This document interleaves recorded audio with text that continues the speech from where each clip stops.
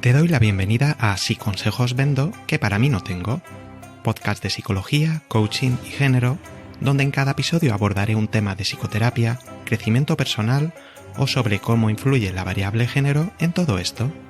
Si eres una persona curiosa y buscas información concisa, rigurosa y útil, este puede ser tu podcast. Me llamo Iñaki y puedes encontrarme en inakipsicologoa.com.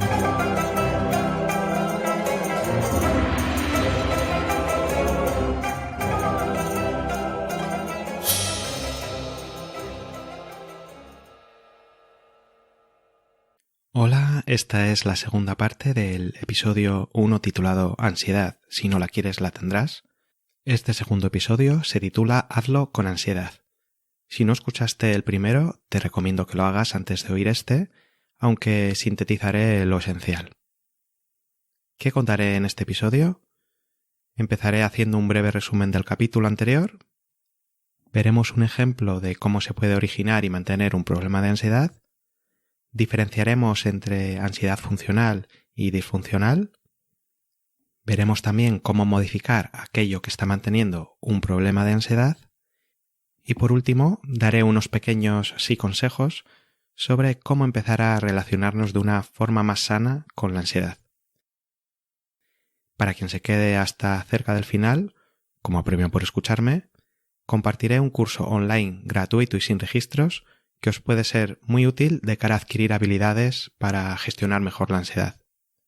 Que conste que no lo he desarrollado yo, ni tengo nada que ver con la iniciativa, pero al ser gratuita y de calidad, me parecía buena idea compartirla. Venga, al lío. En el episodio anterior veíamos que lo que mantenía y acrecentaba los problemas de ansiedad tenía que ver con lo que hacíamos cuando comenzábamos a sentirla. Vimos que si de forma recurrente tratas de reducir, controlar, eliminar esas sensaciones de ansiedad, probablemente sucedan dos cosas. La primera, que dejas de atender lo que estabas haciendo antes de que la ansiedad apareciese, es decir, pones tu vida en pausa y te ocupas de tratar de reducir esa ansiedad durante un tiempo más o menos amplio. Y segundo punto, al hacerlo logras cierto alivio momentáneo, por eso sigues haciéndolo, pero a la larga la ansiedad siempre vuelve y muchas veces vuelve acrecentada, el efecto rebote que comentábamos. Así, decíamos en el episodio anterior, lo que mantiene en el tiempo los problemas de ansiedad son esas mismas conductas que realizamos para evitar sentir ansiedad. Qué paradójico, ¿no? Por aquí termino el resumen del capítulo previo. No he contado todas las cosas, ni mucho menos, pero suficiente para seguir. Al escucharme, alguien puede pensar, Iñaki, pero al decir todo eso, ¿no estás culpabilizando a las personas por sus problemas? Bueno, si es así, quizás me he explicado mal. Pero voy a poner un ejemplo para ver si queda más claro. Imagina que Luis se quedó encerrado varias horas en un ascensor, y desde entonces le genera mucha ansiedad la sola idea de montarse en uno. El caso es que lleva ya 5 años sin subirse a un ascensor. ¿Cuál es la causa de que Luis evite a día de hoy subirse a un ascensor? ¿Que hace 5 años se quedó encerrado en uno? Eso sería el origen. Pero si realmente fuera la causa, a menos que inventásemos una máquina del tiempo, no habría solución para Luis, ya que no podríamos modificar dicha causa. Si por contra consideramos que la causa de que se mantenga la ansiedad es que evita exponerse a la experiencia de montarse en ascensor porque siente alivio cada vez que decide subir por las escaleras, entonces eso es algo que sí podemos modificar. Y lejos de culpabilizar, creo que aquí estaríamos empoderando a Luis, ya que, por una parte, el cambio es posible y por otra, el cambio depende de él. No digo que sea fácil, pero sí que es factible. De hecho, si fuera sencillo, Luis ya lo habría solucionado él mismo hace tiempo. Por otra parte, podemos establecer una hipótesis sobre cuál fue el proceso por el que Luis llegó a desarrollar ese miedo a subirse en un ascensor. Punto 1. Es comprensible que fuera muy angustioso permanecer varias horas encerrado en un sitio pequeño, con poco aire y con la incertidumbre de no saber cuándo podría salir. Segundo, Es esperable que dichas sensaciones de angustia se asocien con algunos elementos presentes. El más obvio de todos es el ascensor. Tercero, desde ahí, es comprensible que esas sensaciones de angustia se repitan ante la mera visión de un ascensor o al pensar en uno. Cuarto, es entendible también que a Luis no le gusten esas sensaciones y por tanto trate de evitarlas, evitando así usar ascensores. Quinto, es probable que al decidir ir por las escaleras sienta alivio y por lo tanto se refuerce esa conducta de evitar los ascensores. Y sexto, y es que al repetir estas evitaciones, su problema de ansiedad ante los ascensores se está manteniendo en el tiempo. No quiero meter palabras técnicos, pero sí decir que aquí operan dos procesos de aprendizaje básicos.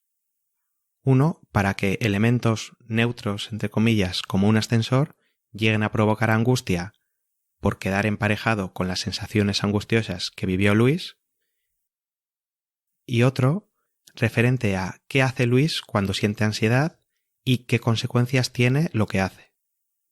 Lo que hace es evitar el ascensor y las consecuencias son que siente alivio de forma temporal. Y en psicología se han estudiado qué aspectos podemos alterar para modificar ambos procesos. De momento lo dejo aquí. Entonces, resumiendo, en general las personas que acuden a psicoterapia por problemas de ansiedad cumplen estos requisitos que voy a narrar ahora. Primero, no están dispuestas a tener ansiedad o miedo. Segundo, tratan de evitar, reducir o escapar de esas emociones o de pensamientos relacionados o de situaciones que puedan llegar a provocarlas. Aquí recordamos en el episodio 1 la metáfora de las baldosas azules y cómo la persona rechazaba invitaciones a ir a sitios nuevos por no saber si habría baldosas azules, que era su objeto temido en esa situación, o no. Y 3. Dedican mucho tiempo de su vida a luchar contra la ansiedad, y eso repercute en que tengan una vida cada vez más pequeña, cada vez menos satisfactoria. Antes de pasar a ver cómo salir de ese círculo vicioso por el que se mantiene la ansiedad, me gustaría hablar brevemente de las funciones de la ansiedad, ya que puede ayudar a que dejes de verla como un enemigo a combatir. ¿O no? Tú me dirás. Por una parte, la ansiedad tiene una función adaptativa, es decir, nos prepara mejor ante un cambio en el ambiente. Por ejemplo, si te dicen que han adelantado una semana el examen para el que todavía no has empezado a estudiar, probablemente comenzarás a sentir ansiedad. Y más si te enteras de ello justo cuando comienza el episodio final de tu serie favorita. La vida se ha sido dura. Esa ansiedad te dará energía, te motivará para dejar de procrastinar y ponerte a estudiar de una puñetera vez. Por otra parte, si la ansiedad fuera excesiva, lejos de ayudarte a estudiar, puede llegarte a bloquear o que te quedes en blanco en medio de un examen. En otras ocasiones, la ansiedad aparece y no sabemos muy bien por qué, pero nuestra mente siempre está ahí dispuesta a buscar razones con la intención de reducir la ansiedad ya presente o que no vuelva a repetirse. Y tu mente siempre encontrará una razón convincente, sea esta verdadera o no. Pero la realidad es que la ansiedad a veces se dispara en falso, es decir, se activa de forma errónea, y en ese caso lo mejor sería no prestarle demasiada atención. Resumiendo de nuevo, podemos diferenciar entre una ansiedad normal y una ansiedad cronificada. La primera nos ayuda y es funcional. Sucede ante un evento concreto y no se prolonga mucho en el tiempo. La segunda genera sufrimiento y merma nuestras capacidades físicas, porque afecta a nuestro descanso, a los niveles de cortisol, provoca tensiones musculares y también merma nuestras capacidades cognitivas, nuestra memoria, la capacidad para mantener la atención y todo ello relacionado también con el descanso que estaba deteriorado ya. Bueno, muy bien todo lo que cuentas, pero entonces si la habitación es lo que está manteniendo el problema, ¿cuál es la alternativa? Porque te enrollas más que una persiana. La alternativa parece obvia, ¿no? Lo contrario a evitar sería exponerse a esa situación, a esas emociones, a esos pensamientos que hemos estado tratando de evitar, de controlar o de reducir. Ojo, no es lo mismo saber qué hay que hacer que saber cómo hacerlo o ser capaz de hacerlo. También recordar que en un capítulo anterior hacía el símil de cómo aprender a andar en bici. ¿Se puede aprender a andar en bici leyendo un libro o escuchando un podcast? No, hay que aprender, con prueba y error, hay que aprender de forma experiencial. Y a la hora de exponernos, no se trata de voluntad o de echarle más ganas, sino de ir desarrollando ciertas habilidades en función del punto de partida de cada persona. Y por eso es importante diseñar bien un programa de exposición. El nombre técnico que se utiliza en psicología es exposición con prevención de respuesta. Es decir, impidiendo que al exponerte evites aquello que sueles evitar. Con objetos externos al cuerpo es más sencillo. Pero ¿cómo sabemos si te estás realmente exponiendo a esas emociones o esos pensamientos internos? ¿O estás dirigiendo tu atención a otra cosa para distraerte? Por eso y por otras consideraciones, suele ser necesario que te acompañe y supervise una persona profesional a lo largo del proceso de exposición. También es importante graduar bien la exposición, gestionar la resistencia a exponerse, etc. Ya que si se hace mal, la exposición puede llegar a aumentar el problema. Por ejemplo, si el nivel de ansiedad es demasiado elevado y debido a ello la persona se expone muy poco tiempo, es posible que quede sensibilizada y sus niveles de ansiedad aumenten. Así que lo dicho, hay que exponerse con la ayuda de una persona profesional que supervise todo el proceso. Desde ACT, la terapia de aceptación y compromiso, que es mi modelo de trabajo, el objetivo de la exposición sería más bien aumentar las opciones de comportamiento que tienes ante el evento temido y no tanto reducir los niveles de ansiedad. Hasta ahora es como si solo tuvieras una opción posible cuando aparece la ansiedad. Aparece y tienes que evitar, controlar o reducirla. Pero con la exposición empiezas a tener más opciones entre las que puedes elegir cómo comportarte. Es decir, pasas a ser un sujeto más activo. Además, en ACT, la exposición se vincula a tus valores. En el caso de Luis, no sería tanto me expongo para no tener miedo a montar en ascensores, sino me expongo porque quiero pasar las Navidades con mi hija, que vive en un último piso de un rascacielos. Sí, ya sé, he puesto un ejemplo no muy allá, pero seguro que me entiendes, ¿no? Y entonces, en ACT, ¿qué pasa con la ansiedad? ¿Se reducirá tras exponerme o no? Bueno, probablemente sí se reduzca, pero igual no. Y posiblemente vuelvas a experimentar ansiedad en otras situaciones. ¿Pero qué dices? Pero si yo venía a consulta para dejar de sentir ansiedad.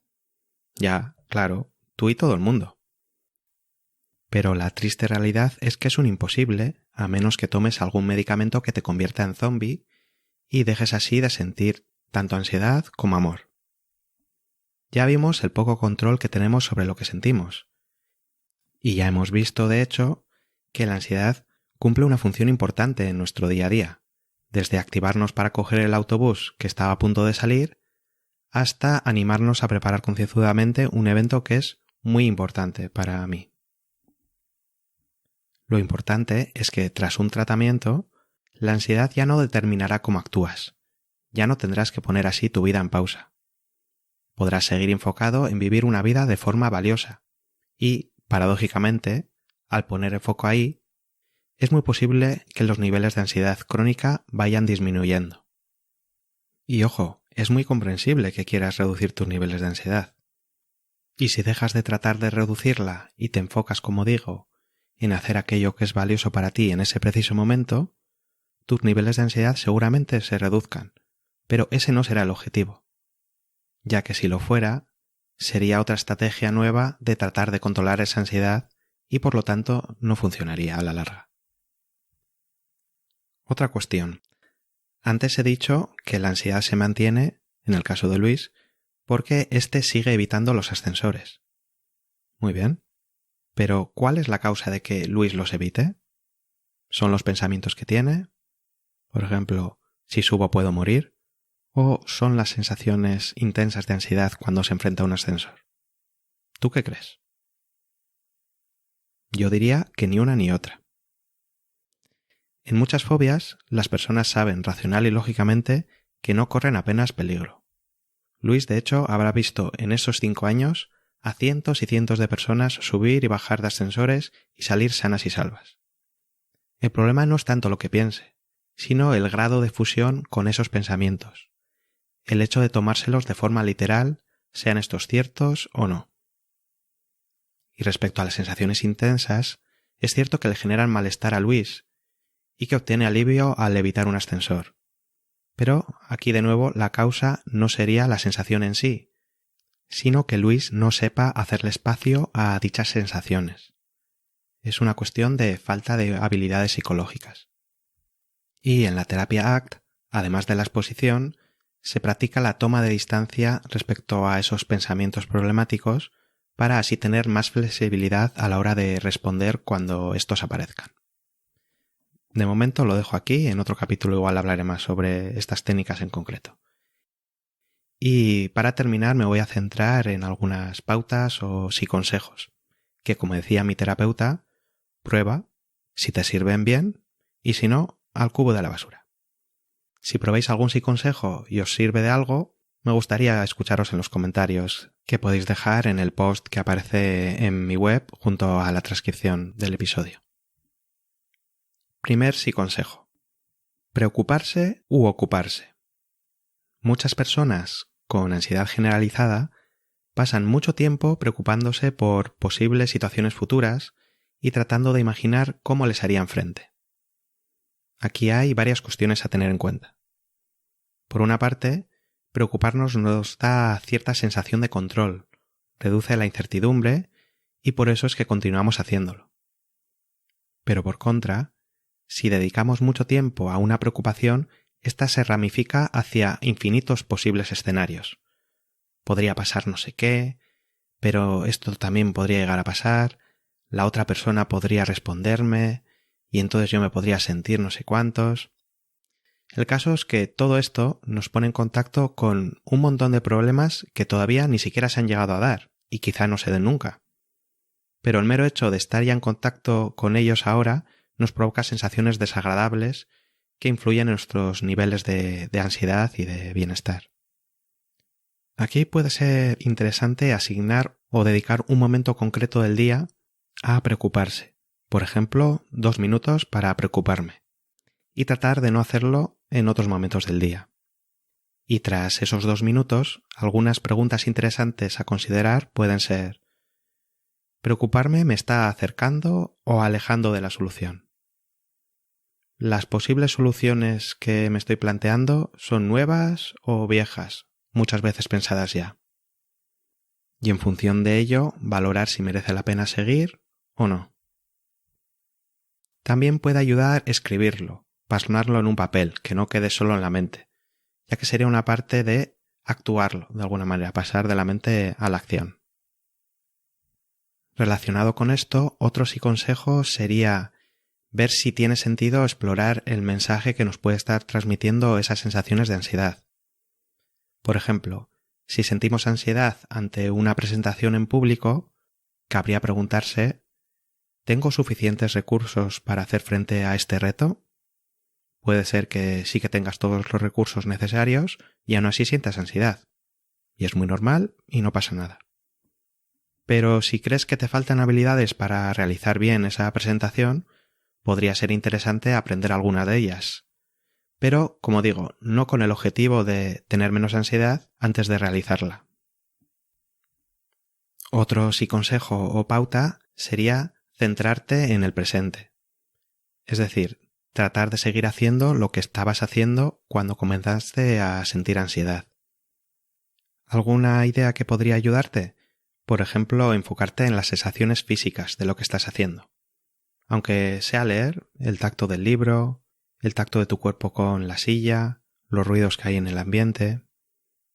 No para distraerte de la ansiedad, sino, aparte de la ansiedad, estoy sintiendo otras cosas. Y otro consejo, que trataré con mayor detalle en otro episodio, sería fomentar la autocompasión. Es decir, tratar de no culparme, de no enfadarme por sentir ansiedad, ya que, como hemos visto en el capítulo anterior, tenemos muy poco control sobre lo que sentimos o dejamos de sentir, y bastante control sobre lo que hacemos. Si te gustaría que en algún futuro episodio compartiera algún ejercicio más concreto, déjamelo también en los comentarios. Por último, en la transcripción del episodio dejaré un enlace al curso online gratuito de Mindfulness en castellano que comenté al inicio, por si le queréis echar un ojo. También tengo pensado hacer algún episodio sobre mindfulness o meditaciones en el futuro, no con una meditación en sí, sino sobre qué opino sobre esas técnicas. Pero como soy un pedazo de pan, voy a lanzar ya uno de los spoilers, uno de los titulares. Y es que desde mi punto de vista, meditar es muy útil para desarrollar ciertas habilidades, pero que si lo utilizas únicamente para relajarte cada vez que empiezas a sentir ansiedad, creo que en ese caso puede llegar a ser contraproducente. Y para terminar, si crees que tienes un problema de ansiedad, como dije antes, consulta con un profesional. Sabes que tienes mi puerta abierta y también la de mi web, que es inakipsicologa.com, y estaré encantado de ayudarte y de atenderte. Gracias por haber llegado hasta aquí. Me ayudarías mucho compartiendo este episodio con gente a la que pueda interesarle, suscribiéndote a mi canal, haciendo algún comentario en la web, o dejando una reseña positiva si el programa que utilizas para escuchar el podcast así lo permite. Muchas gracias y hasta dentro de 15 días. Cuídate mucho. Salud, coraje y amor.